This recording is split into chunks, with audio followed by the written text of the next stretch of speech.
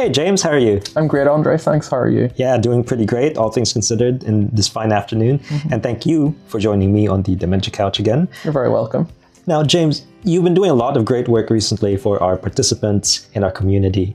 Can you describe for our viewers one program that you've done that's the most, impactful and innovative that you've designed, and maybe why you chose to do that program? Yeah, of course. So currently in all of our still homes, we're using digital house charts, and with that comes a tablet. This got me thinking how we could better utilize those tablets to boost client engagement and support our clients through the changed behaviours which come with dementia. Yep. So with that, we have created a tablet app toolkit. Within that toolkit, there is various different apps which can be used depending on which stage of the dementia journey our client is on.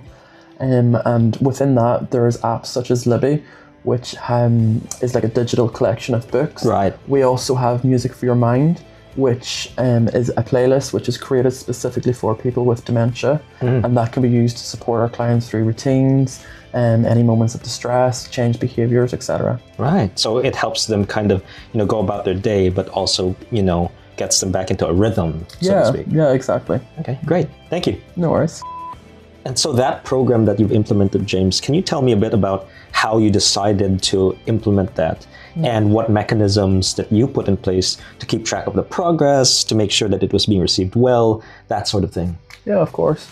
So I created a proposal and I gave that to the leadership team along with the risk assessment and the implementation plan and also the tablet app toolkit tracking form.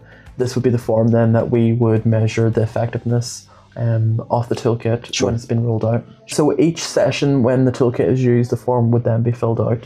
So before I chose which clients we would trial run this toolkit with, I spoke to support partners, families, and also team leaders just to get a gauge of who would be a good client to use to trial. You've been having some good success there. Yeah, we've had some really good feedback. The form has been great in measuring the success of the toolkit. Okay, great. That's awesome.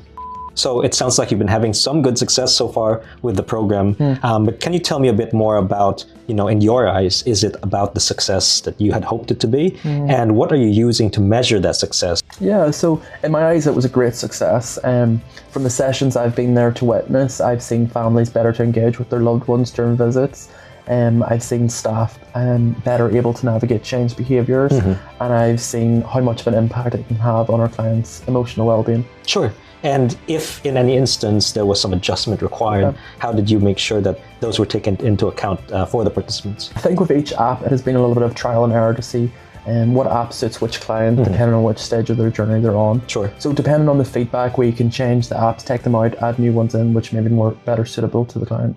So this actually brings me to the reason I wanted to have these conversations with you. So all the courses and all the learning that you've been doing, you've really taken charge in this regard. But tell me a bit more about what made you decide to do that and how all that new knowledge and skill can help our participants and the community. There's always new research coming out, new training to be had. So I'm always very keen to, take on a new course and find more research. Despite that, there has been times when I've been working in the field with our clients, or I've been speaking with the support staff who work in our still homes. And, we've identified gaps, whether that be during meal times, with incontinence care, maybe medications. So when we identify those gaps, that's what led me to, do this extra research, find this extra training, complete it myself, and then if it's worthwhile, it's a great resource for me to give to my staff. Right. And when you say give it to yourself, you mean is this a training program that you're implementing? Yeah. I suppose it's coming to that. Yeah, we're compiling all these different courses that we've found to be really actually quite beneficial to our staff.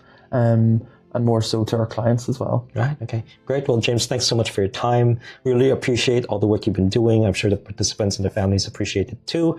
And it's going to be a great benefit to the community. Thank you so much, Andre.